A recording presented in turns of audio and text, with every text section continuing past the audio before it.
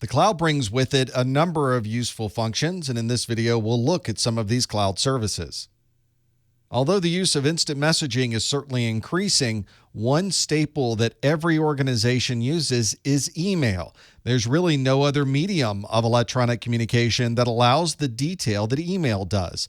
But of course, this comes at a cost. You're going to have to buy your own servers and your own storage to keep all of those emails in your organization. You'll need to train a group of people to manage these servers and be able to provide ongoing maintenance. And of course, you have to back up all of these systems to make sure you don't lose any of these important emails. With cloud-based email hosting, you don't have to purchase any of your own servers or maintain your own software. Instead, you're usually paying a flat cost per month per user. And if you're using a personal email service, there may be no costs involved. Very common email services that you might find in the cloud is Microsoft Office 365 and Google Mail. Cloud-based file storage has also become very popular. We can store our files in a centralized cloud-based service.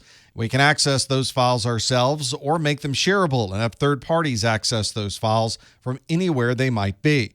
This makes it very easy to collaborate. Since your files are stored in the cloud, it doesn't matter where anyone is in the world or at any particular time. They can access all of this information from that central cloud-based repository.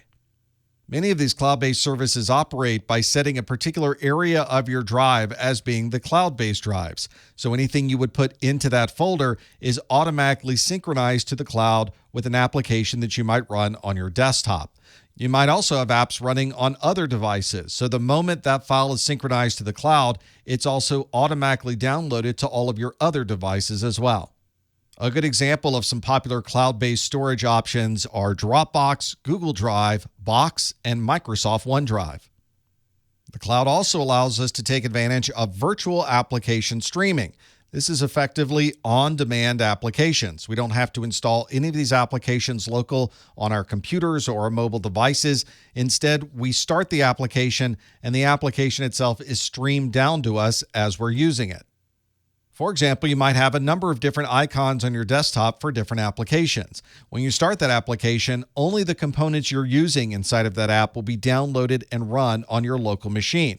If you aren't using certain modules inside of that application, those won't be downloaded to your system.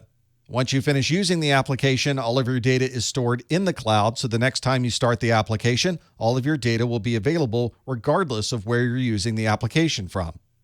This makes it very easy for an administrator to update the application. They don't have to deploy new apps to everyone's desktops or make sure that a particular system is getting the right update. Instead, they can update from one centralized location. Even if some of the data has been cached on your machine, the cache will notice that there's a new update available and download just the components that it needs. If you're using a mobile phone or a tablet, this application streaming can be used to run an application or part of an application in real time across the network. This means you're able to try a lot of different kinds of applications or components of those apps without physically installing those applications onto your device. This is common to see with things like online advertising on mobile devices that run a part of an application in real time and allow you to use that app as if it was installed on your system. The process is similar for someone using a laptop or desktop computer. You don't have to deploy any application to the local machine. Instead, the apps are only streamed down to the system as they are used. This also allows new applications to be added to the cloud as they're available, and of course, applications can be updated in the cloud as well. This means that the administrator of the application can make changes or updates to the application at any time, and those changes are instantly available to your computer. One popular way to manage the working desktop of a system is through Virtual Desktop Infrastructure, or VDI. And if you have VDI in the cloud, you're able to extend that capability to anyone wherever they might be in the world. This allows users to have their own desktop or a desktop that has been pre-built for them, and they can simply log into the cloud-based VDI to use their normal desktop.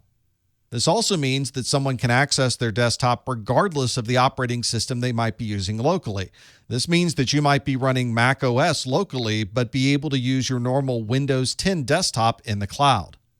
Because this virtual desktop is in the cloud, all of the communication from this desktop is also occurring in the cloud. You're not sending any of your local network communication to this cloud-based virtual desktop.